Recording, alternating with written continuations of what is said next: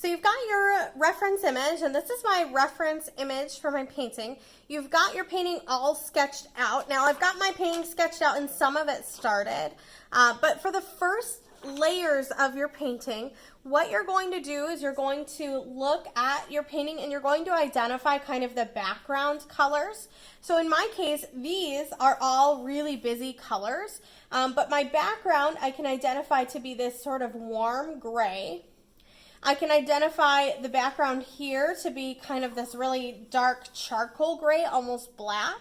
And then here I've got this band of light blue, and I'm not thinking about what this object actually is at this point, which is a cup, and then it has this plant inside that I really love, that I've already killed, but it was given to me by a friend, so it's very meaningful to me. So what I'm doing is I'm going to start mixing these main colors here in my painting. So I'm trying to just do the background. With acrylic paint, you're able to do some work here to paint over areas. So whenever I painted this charcoal gray, I can go back over it with all of these little green plant sprouts, and I can paint right over that. With watercolor and even oil painting, you're not necessarily able to do that, but with acrylic you are. So with acrylic you don't really have to pay attention to like leaving open spaces like you would with oil painting or even watercolor. So I'm going to start mixing my colors.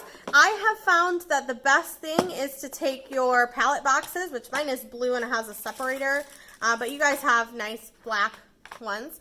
And I like to put a little bit of tin foil in there and mix my colors on that tin foil, because what I can do, and acrylic doesn't stay wet for very long, it dries pretty quickly, but what I can do with this sort of setup is I can get a piece of paper towel wet and I can put it inside these wells so that it keeps it really, really damp inside the box. And what that does is it keeps my paint over a couple of days, and then I can keep using it even if it takes me like more than one class period.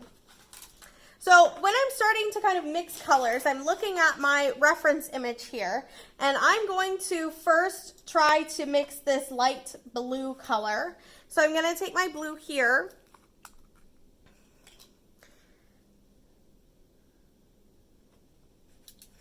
If you're at school, we have different colors of blue. If you're at home, what you'll find is that maybe we don't have the blue that you're looking for. There are two other colors of blue here, or of blue and red. So this is a cool blue and this is a cool red. If you want more colors, and if the colors that you have here just aren't working for you, please email me and let me know, or just let me know, and I can put some in the office for you to pick up. All right, so because I am going to start with, because I'm mixing my colors, I always want to mix my colors using the lightest color first before the darkest color. So I want to start mixing this blue using my lighter colors. So I've put them kind of on separate spots here. I'm going to make a whole new spot because that's where I'm going to actually mix my color.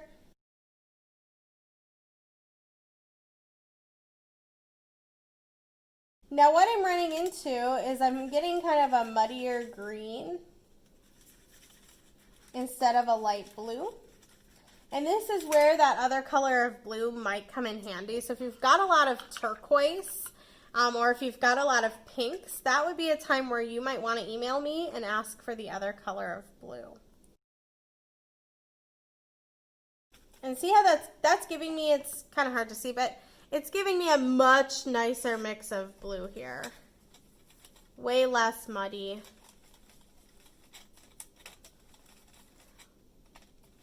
So if you ever need more types of paint or colors of paint, I'll give you kind of the different blues and the different reds because they can help you mix everything else. If you've got really bright pinks that you need to mix, I can get you paint for that as well.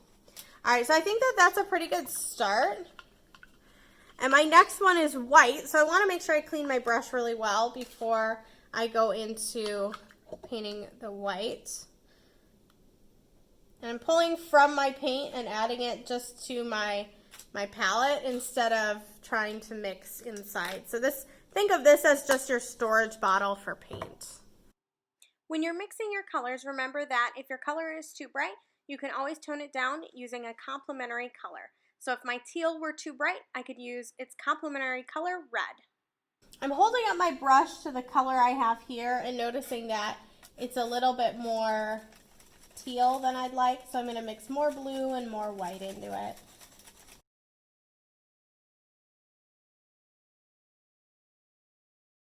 Now what I'm going to do is I'm just going to go through and I would color block this whole area. So if this were a blank canvas, I would just go through and just start color blocking.